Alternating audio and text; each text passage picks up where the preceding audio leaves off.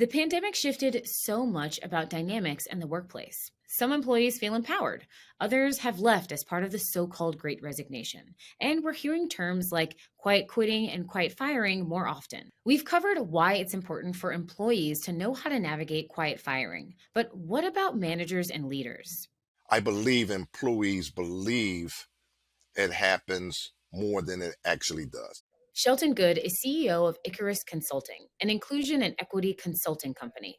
Sometimes there are behaviors on the part of a manager that could be perceived one way, when in fact, when you talk to that manager about it, you will find often they are unaware of their behaviors and the behaviors that they are doing.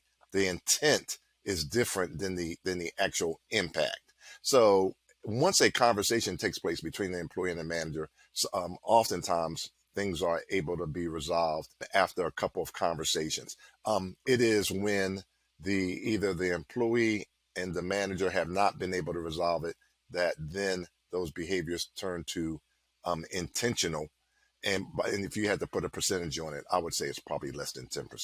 He says that quiet firing means lost money for the company. Because of the shortage of good talent, because of the competition for good talent, they cannot afford to have a situation where managers are silently firing individuals for whatever reason.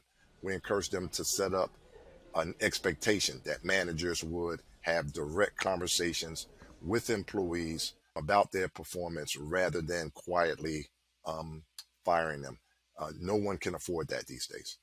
Good says there's a specific type of working relationship that most often leads to quiet firing. The people that are quietly fired are the people that tend to be the least like us. It's that person that, you know what, they're just different than me. I'm not comfortable with them. They always have an idea about something. They're the employee that makes you want to roll your eyes or make your blood boil. Those are the people that get quietly fired, but those are the people that you should be intentionally working overtime to build relationships with and check in on them, get their feedback, making sure that they have what they need to do the best job. Bias also plays a role. Whether that bias is around gender, race, or whatever it is, it could be the source of the bias could be a number of things. In that case, where there is bias and it's manifesting itself in terms of quiet firing, then that's where your HR departments need to be having a more formal conversation with the manager that says it seems that you are marginalizing employees. Good says quiet firing is not on the employee to fix. The onus is always on leadership. It's always on managers. It is their responsibility to make sure that employees of the company have all the tools, resources that the work environment that they need to do their very best work.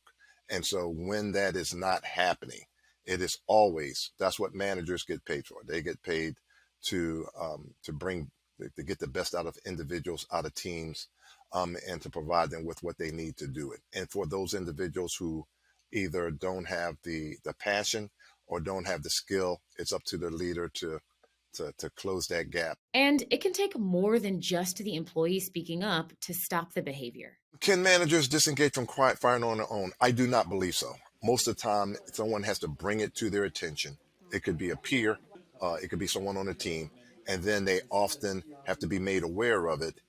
They often have to be instructed on what the appropriate behavior should be. Good says there are other paths that managers can take to avoid quiet firing an employee. The best managers are managers that create an environment for employees, both on their team and others that are supported or impacted by their team, to come and give them feedback. And don't wait for those formal check-ins. Don't wait for those formal reviews. Get into the habit of simply going to your team, talking to your team, everyone on the team, even those that makes your blood boil, and asking, how are things going? What can I do to help you? What do you need to be the best version of yourself. In fact, he says the soft skills managers use are key to avoid even inadvertently quiet firing someone. There's 3 skills. Number 1, empathy. Empathy. Right now, everyone is going through something. People are thinking and feeling and experiencing a lot of things.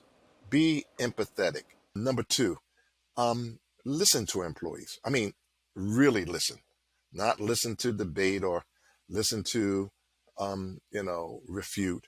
For an example, there are a lot of people that don't want to come back to the physical workplace. They don't want to come back on campus.